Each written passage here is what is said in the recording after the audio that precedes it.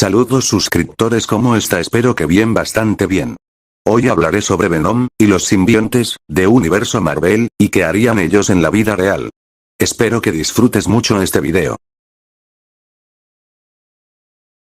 ¿Puede el Venom simbiote ser posible en la vida real? Sí puede ser posible.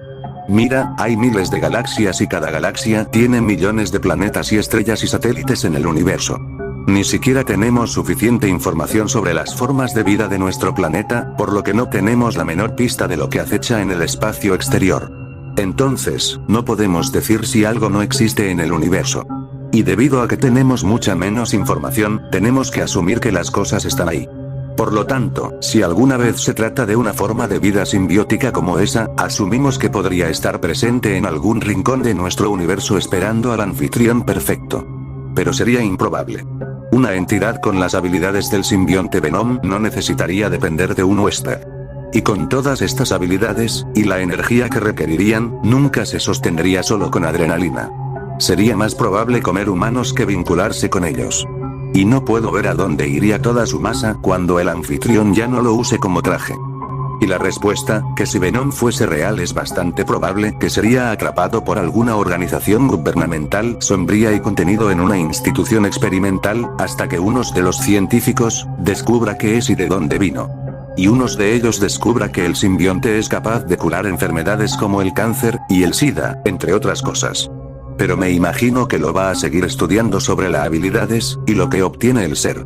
Y si por algún milagro el simbionte se escapa del lugar, lo más probable es que se termine uniéndose con seres humanos, o cualquier tipo de animales, para sobrevivir. Pero si se une con alguien que es malo, terminaría corrompe el simbionte, para que haga cosas malas.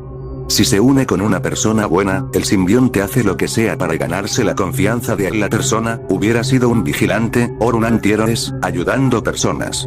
Pero no creo que ningún gobierno pueda controlar a nadie. Y con los simbiontes sin importar quién sea el anfitrión. Incluso Spider-Man, un típicamente benevolente personaje, se dio cuenta de que no podía controlar a Venom, cuando finalmente se dio cuenta de que estaba siendo fuertemente influenciado por él. Tuvo que obligarlo a salir, a donde finalmente encontró a Eddie Brock. Eso sería el mismo caso con los simbiontes, podrían cooperar al principio con los militares, pero eventualmente comenzarían a afirmar su poseer el control, y eventualmente convertir a sus anfitriones contra ellos. Se trataría en gran medida como una enfermedad infecciosa posterior, donde los simbiontes no solo harían la guerra contra humanos no infectados, pero que buscarían propagarse sus simbiontes infectándolos. Sería cuestión de tiempo hasta que Venom se ponga rociado con lanzallamas.